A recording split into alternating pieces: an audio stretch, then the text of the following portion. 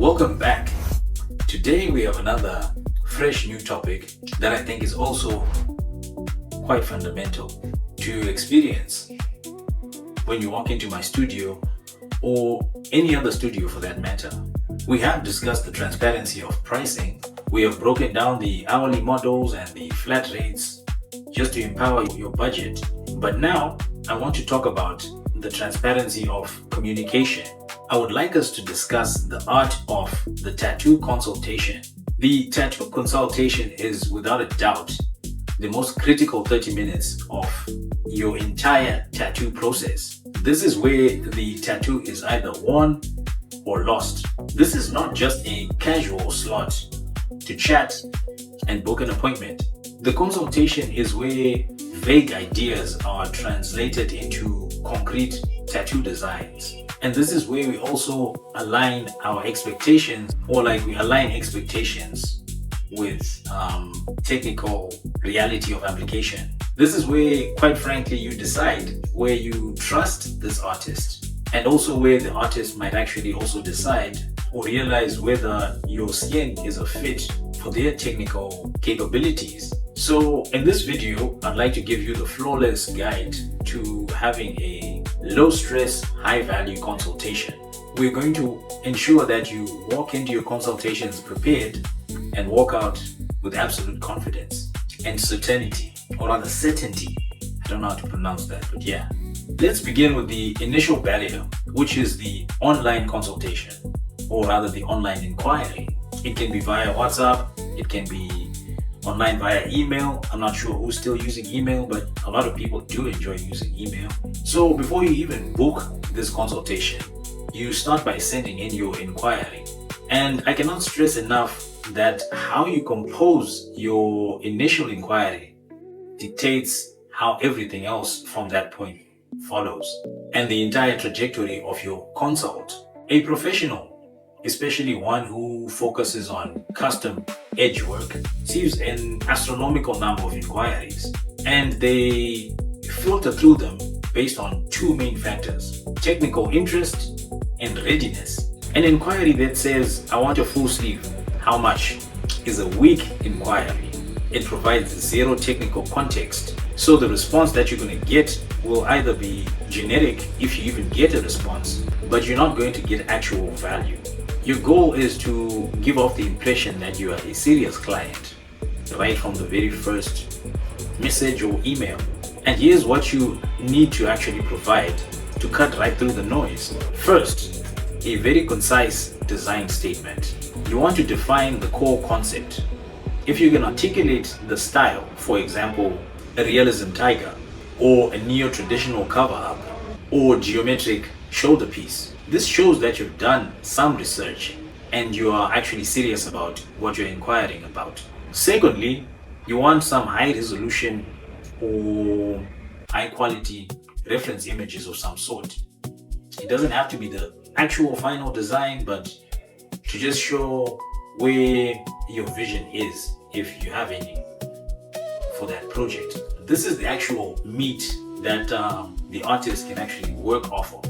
Thirdly, you want to also include the specific location where you want the tattoo to be done and a rough estimate of the size. Don't just say my arm. You need to be a lot more specific. What do you mean? The lower arm, the upper arm? Do you want it to be on your shoulder? Do you want it to be on the inner arm?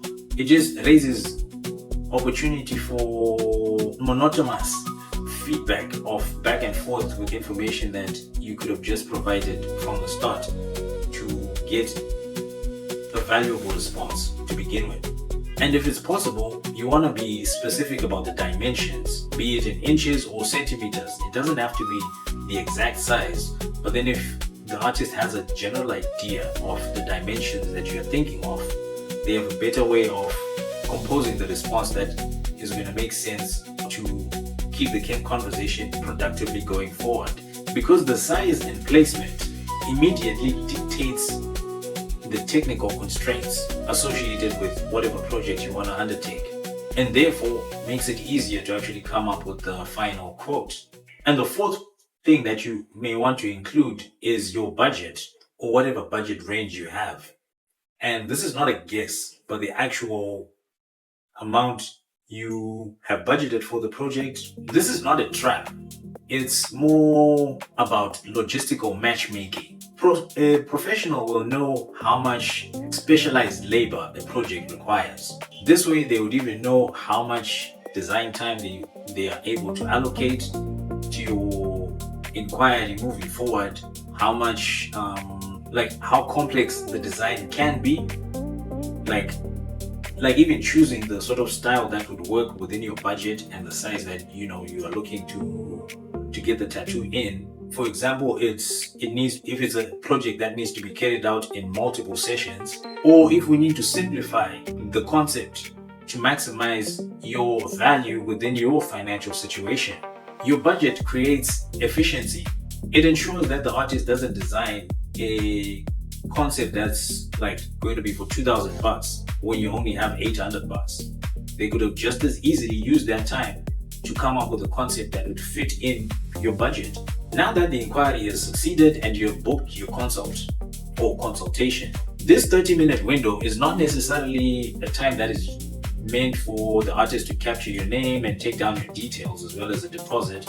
This is where you audit the studio and the artist yourself so you can make your final decision about whether or not you want to go through with this project with this specific artist. Here's what you must observe the moment you walk into the studio to protect yourself. 1. The operational atmosphere. Is the studio immaculate? Is there a clear flow of organized work? Are the artists wearing proper barrier protection, for example, masks and gloves when they're busy tattooing? Do the workstations look organized and clean? This is a non-negotiable and has nothing to do with the tattoo and everything to do with safety, legality, and professionalism. Number 2, your personal match. You will be sitting with this person for several hours in painful positions. The consultation is where you find if the dynamic between the duo will work for you. Does the artist listen to you without interruption? Are they willing to educate you politely, or are they condescending? Do you feel respected? If there's friction or lack of trust within the consultation, that friction will magnify into a horrible tattoo experience for yourself. Your emotional safety matters. And now the third thing that you need to look out for is the technical dialogue.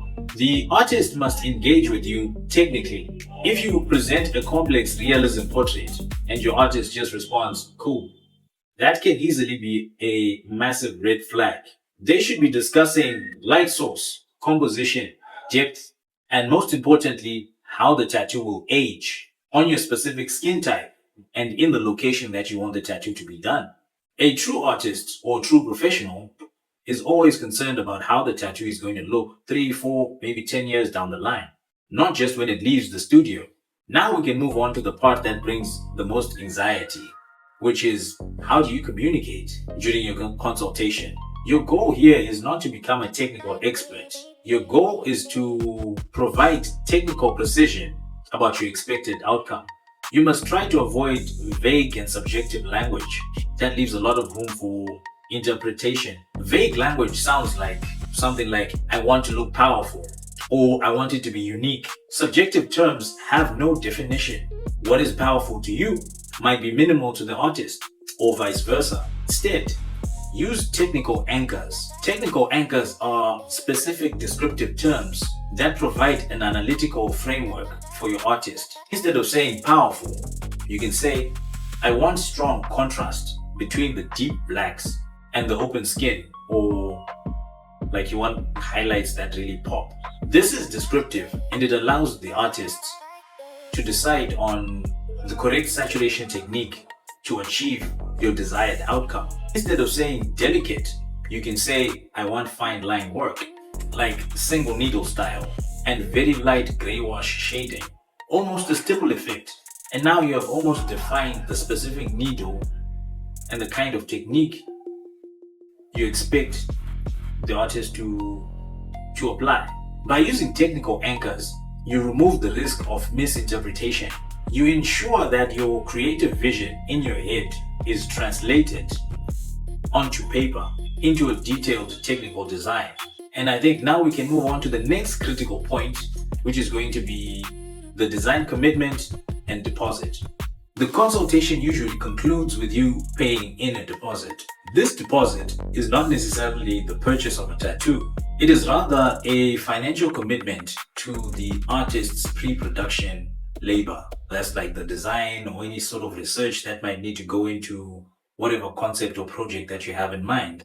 It could be coming up with the actual completed designs, or maybe the development of a concept. This can all take quite a bit of time, but then you need to get a level of clarity, or rather total clarity, on these three deposit rules. First, what exactly is this deposit funding? Because it can vary from artist to artist. Is it just securing the appointment time? Or does it also fund the consultation time? And I guess most crucially, is this deposit amount going to be deducted from the final cost of the tattoo? In almost every professional tattoo studio, this deposit is usually carried over and acts as part payment to the final tattoo. This ensures that you're not paying twice for the work. Secondly, what are the rules about seeing your design beforehand? That also varies from studio to studio and artist to artist. For example, very few custom realism tattoo artists share the design beforehand. This is not about being difficult. It's usually the artist trying to protect their pre-production labor from either being stolen and then taken to a cheaper artist, or being posted online without any credit. A proper professional studio handles this in two ways. One, you must come to physically view the design in the studio 24 to 48 hours before your session, where you can either approve the design, or if there's any minor alterations that need to be incorporated, they can then be incorporated into the design.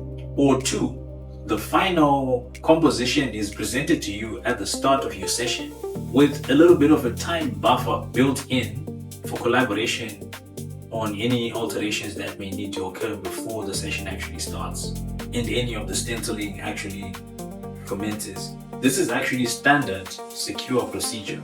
And usually, if you insist on seeing the high resolution, let's say, image of your design beforehand, sometimes you may be asked to pay the full cost of your session just to secure that pre-production labor.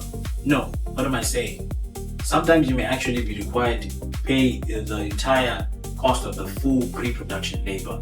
So if someone spends X amount of hours working on your design, they might ask you for, at their rate, for the full amount for the time used to produce said design. So that if you decide not to show up, or to post the design, or to go somewhere else, it's at that point fair game.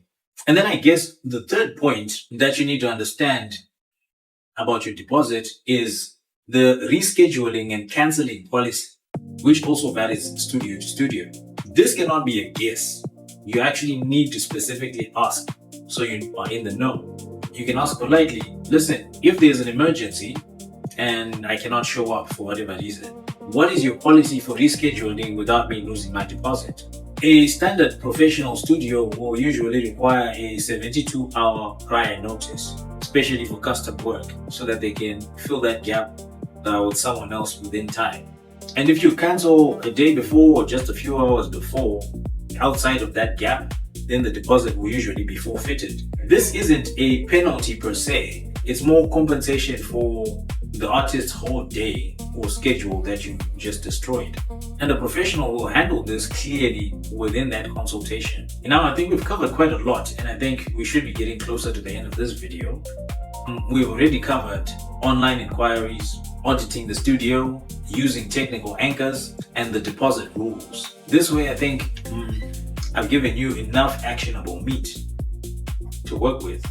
And I think it would be the right thing to close with the most critical part, which is managing expectation. This is the last part of total transparency. A professional artist will give you two essential and honest realities. One, that tattooing is a living process with an unpredictable canvas. Tattoos do not work or look the same as they do on paper as they will on the skin. Colors may change under different lighting. The skin might react differently, so we cannot always guarantee or predict perfect technical replication. We cannot predict symmetry, even though we strive and try to do our best. Your skin will stretch and move. Your body posture will shift the placement. Your specific healing ability is variable. So a professional will tell you that even though we're aiming for this technical result, we must be flexible and give room for skin behavior and placement shift. 2. The purity of technical outcome over speed. If this consultation has actually established trust, then your artist must be empowered enough to tell you the truth, or rather the hard truths, like your full realism sleeve might not be completed in 3 day-date sessions, for example, or that your color saturation, or rather your color saturation concept might actually require 2 passes to get it right. So it might end up needing 2 healing cycles for it to actually be permanent. They're usually prioritizing the long-term success of the tattoo over the short-term profit of getting it done and making sure that you're happy now, rather than creating a long-term failure on a client's skin. So you need to understand that an inquiry that provides precision is usually answered first. You may have experienced that you may put in an inquiry with an artist and then they take forever to respond. Maybe the quality of your inquiry may have been the reason why it was always put at the back. This is not to say that they do not prioritize the business that you might be bringing in. It's just that they don't have any valuable information to respond to weak inquiries, where some stronger inquiries are also coming in even after yours with enough meat that they have something to respond that's going to make sense to the inquirer. My name is Washington. Thanks for watching up until this point. Let me know what you've learned in the comment section below. I always like to start some sort of discussion going in the comment section there, where you can tell me how your last consultation was. Like, have you experienced anything that I've been trying to put across in this video, be it late responses from artists or whatever experience you might have had during the consultation process and inquiry processes. I think your insights and experiences are going to be just as valuable for me to learn, as other people are also going to learn from your experiences. Till next time, stay inked.